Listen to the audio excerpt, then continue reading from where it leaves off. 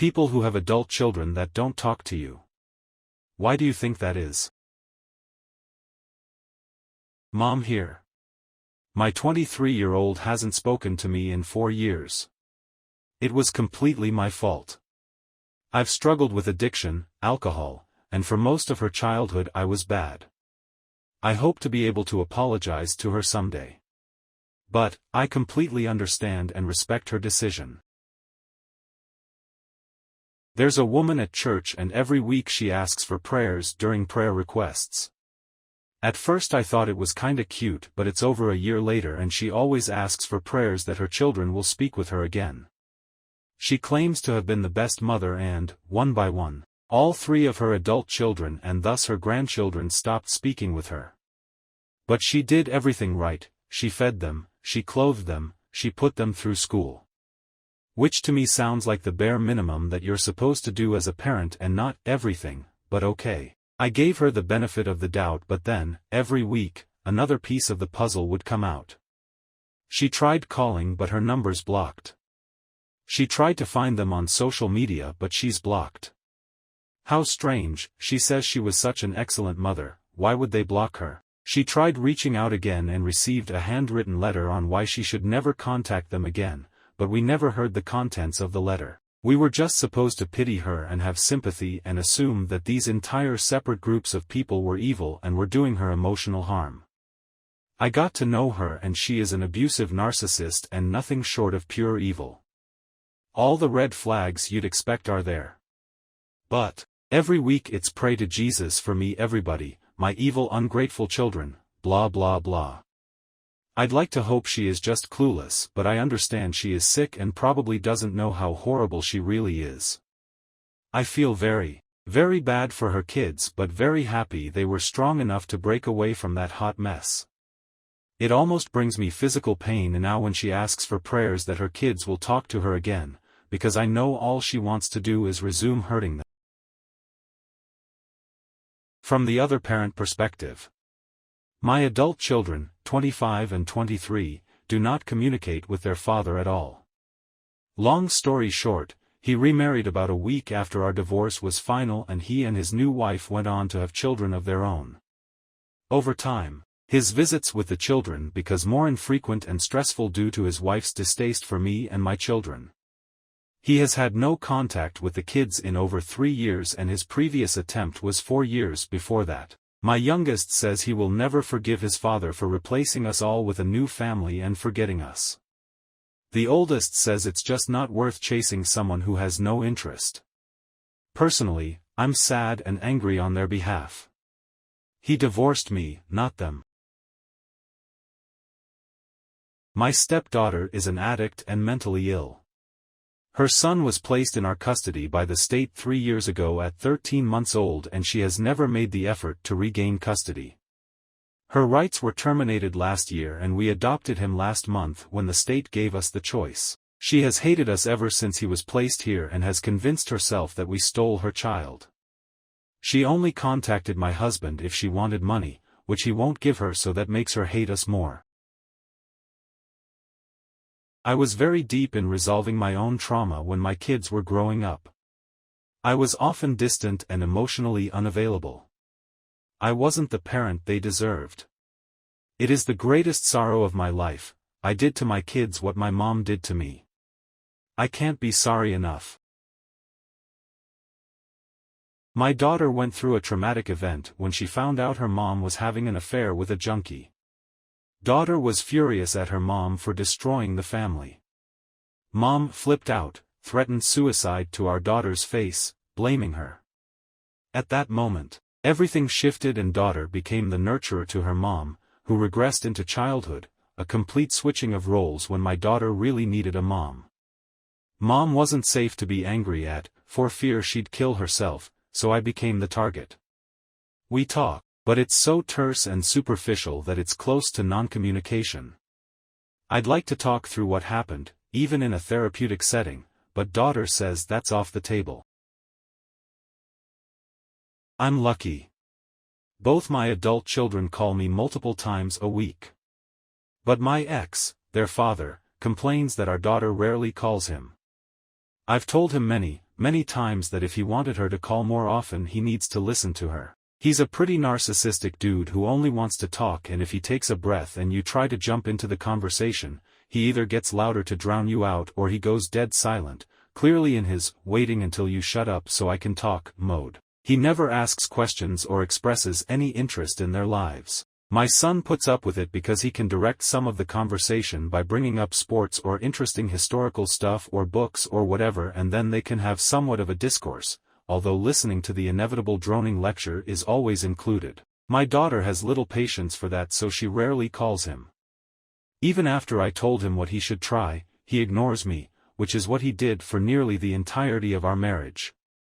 He still periodically bemoans the fact that she doesn't call. Long story short, some kids don't call because their parent isn't listening to them.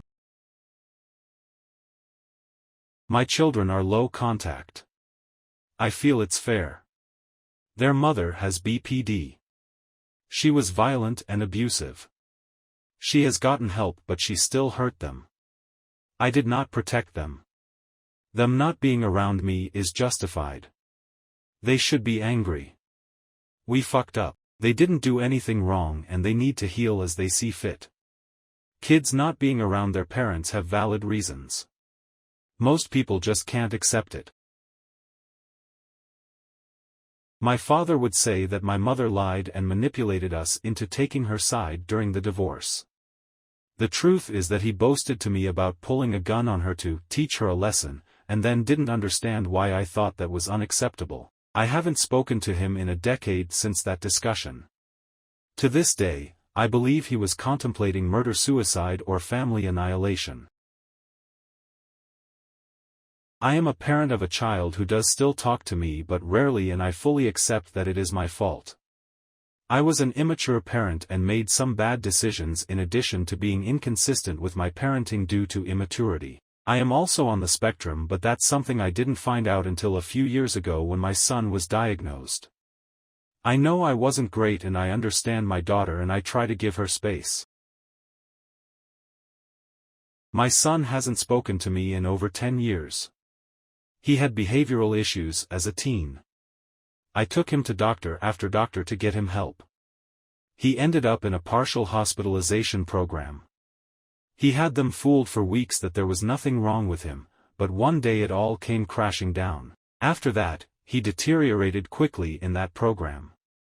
We had come to the point where he was either going to full hospitalization, a boys' school for troubled teens, or he was going to be arrested for assault. His father, whom he only saw maybe twice a year, didn't want that and said he wanted to take custody of him. The program would only let that happen if my son was enrolled in a comparable program with his father. Father said, of course. Didn't happen. My son grew up and was a terror to his father and had little to no contact with me. He got arrested a few times. After one particularly bad fight with his father, he got kicked out.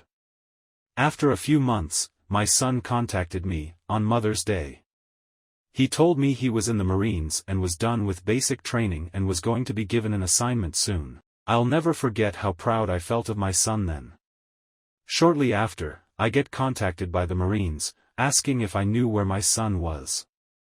He went AWOL the day after Mother's Day. After a few years without contact, he contacted me again. Said he was doing much better and wanted to visit me. I said yes. I should have known when I had to pay for his bus ticket that he wasn't better. He stayed with me for a few days and I thought all was well. Not so much. 2 days after he left, I got a call from my credit card company.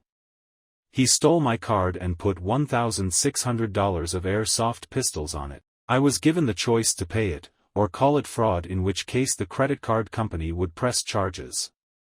I called it fraud. I haven't seen him since. I'm still his friend on Facebook and have seen that he poses as a wounded Iraq vet. That is disgusting and shows me he hasn't changed at all. That's why I don't talk to him. My mother told me, 3 weeks after I lost my father/best friend at 14, that he has told her on his deathbed that adopting me was his greatest mistake. It stuck with me my whole life. I'm 38 now, and know it wasn't true. But that narcissistic bitch can rot in hell. I grew up in a retirement community. What I've noticed was it's due to a few things. The parent is intolerant of their child's life choices.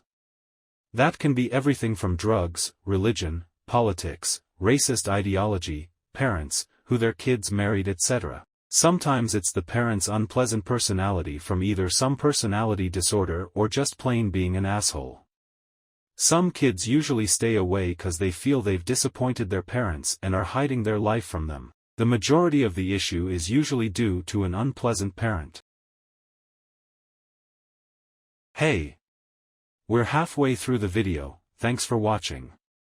96% of the people watching my videos are currently unsubscribed to my channel. You would help me out a lot. Thanks. Let's move on to the rest of the video. I had a patient, she has since passed RIP, who didn't talk to her youngest daughter. We were very close, saw her 3x a week, so I asked her why she thought her daughter distanced herself away from her. She simply said that they were too alike and they butted heads, even over little things. She did admit that since they distanced themselves from each other, she has had more peace and she thinks her daughter does too. Not sure if her daughter went to her funeral, although in my head I'm hoping she did. She died from COVID. I have 4 kids. My 2 oldest aren't living with me. My oldest daughter talks to me some. My oldest son wishes me dead. I made many mistakes when my kids came back to live with me. Ex-wife lost custody, my eldest hated my LTR girlfriend. My daughter was right. She was terrible and consequently so was I.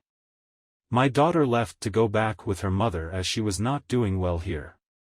I understand, now, why. My LTR made eldest son's life miserable too. During that time I broke up with the LTR. It was too late. My eldest son left to go be with his mother and sister. I am sure that my ex-wife is not helping this matter, but he is mad at me and I know I made some pretty bad decisions. I have accepted the fact I may never have a relationship with him ever again. I know this wasn't the point of this post, but I am the grown child. 5 years ago, on Thanksgiving no less, my mother told me my wife and I are bad parents because our daughter is an only child. Then followed it up by saying my wife graduated from a terrible high school, not sure where that came from. She then topped it off with an ugly racist remark about my white sister-in-law being married to a black man. Lastly, she said I was not allowed to tell my wife any of this. That lasted about 45 seconds. And that was the end of that. I am very careful with advice that I give to my adult son for fear that he's going to stop taking to me. In my opinion, the kid is making some decisions in his personal and work life that I don't agree with or have concerns about, decisions that I would not make based on experience or my personal views. I am biting my tongue to not say anything. I don't want to be a nagging parent because he is an adult and needs to make his own way. I will give advice when asked, but I've stopped giving out of the blue opinions. I save that for my high school teens still at home. So, I have one grown child I'm 1 and one I am not. My wife and I divorced when they were young. My ex was in a relationship with a child abuser, not hyperbole. He went to prison when my kids were in their late teens. My ex is very narcissistic. She and her new hubby had no problems with alimentation between me and them. My weekend to pick them up. Whoops, they had a road trip. I get them over the summer. Sure. Hell, take some extra time, no rush. Plans for the summer while the kids are with me, then threatening to call the feds if I don't have them back immediately. So, that was their mom's side of things. I wound up in a relationship with another toxic woman. She would be good to the kids in front of me and shit when my back was turned. When I finally saw what she was doing, we split. Still, damage was done. During the initial divorce, I was in a bad place. My kids were my world, and they were just gone. Broke me, and made me not the best father to be around. I wasn't there even when I was present. My ex decided she was moving, and the kids couldn't come with her. I lived in another state by then. I had 2 days to find a truck and go get them. During this time, the child abuse allegations came out about their stepdad. Their mom made it all about her. While my relationship with my kids improved after leaving Crazy Woman 2, it never fully recovered. My oldest and I are closer, and I appreciate it. He has no contact with either his sister and his mother. My youngest and I are at peace. We aren't as close as I would like, which is a shame, but I understand. There's no way to make up for not being there. I'm now married to a lovely woman. The kids, grown, love her. Her daughter considers my son her brother, though he was grown by the time this dynamic started. I won't say it was all the doing of my ex. I wasn't present. Life takes you places you don't want to go. Like it or not. So, now, I just take those relationships as they come and try not to push myself too hard into their lives.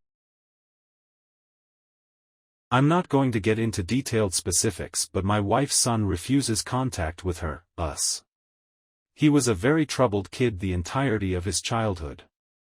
We found out way too late that his father had been sexually abusing him since he was very young. There were signs, and my wife was aware of some physical abuse, but as she was being abused as well, she never saw the full extent of it. He, the father, was very good at hiding the sexual abuse, and any questioning of situations or behavior was met with violence. She got away, and eventually we were married when her son was just starting his teens. He was in therapy, but issues continued: stealing, lying, vandalism, violent outburst, etc., and it became worse when his father was murdered in a drug incident. Everything finally came to a head when he was caught showing my daughter, 8 at the time, he was 15, porn and masturbating in front of her. We removed him from our home and with the help of his therapist had him placed in a home for kids with issues like his. His problems still continued until he was removed from that home to an institution after a sexual incident that involved another resident. He spent months in that facility, and when it came time for him to be released, we arranged for him to live with some of my family that could provide a safe space for him to continue his treatment and finish high school. This was when he finally came forward with the sexual abuse he had endured under his father. It practically broke my wife, and she still blames herself for not seeing it and not getting him out sooner. Things seemed to be going well for him, and we started to include him in functions with the rest of the family. My daughter doesn't remember the incident but has received counseling regardless. Finally, he graduates high school, and his very next move is to pack up his stuff and move out of my family's house where he had been living and into some family of his late father's. Over the course of the next few months he gets more and more distant, stops therapy, stops calling or texting, and stops responding to our calls and texts. He changed his number, didn't reach out to his mother on her birthday or Mother's Day, and pretty much went no contact then. A last-ditch effort by us was to just show up where he was living and try to connect with him. He and my wife spent hours crying and talking, and we thought things could move forward, but we were wrong, as he gave my wife a fake number and blocked her on any social media he had.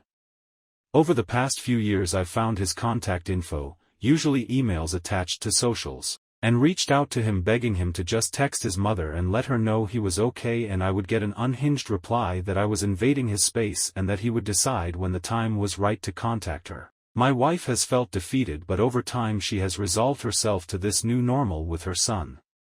A couple of months ago he sent her a long FB message basically renouncing everything he had admitted about his father, as well as abuses he had perpetuated that we knew about, blaming my wife for her failed marriage with his abusive father and then marriage to me, a person he evidently hates, making his father a martyr that was murdered in cold blood, and essentially telling her that until she begs his forgiveness for all the wrongs she caused him and divorces me, he will never talk to her again and hope she rots in hell. She was very hurt, of course, but she didn't respond. He obviously still needs loads of mental help, but we don't have the strength to go through all of that again, nor put our other children through all of that again.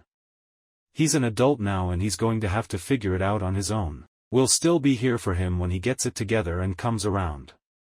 Such as Life. We've reached the end of the video once again. Thanks for watching. If you'd like to get notified whenever my next video drops, make sure to subscribe. I'm posting once or twice a week.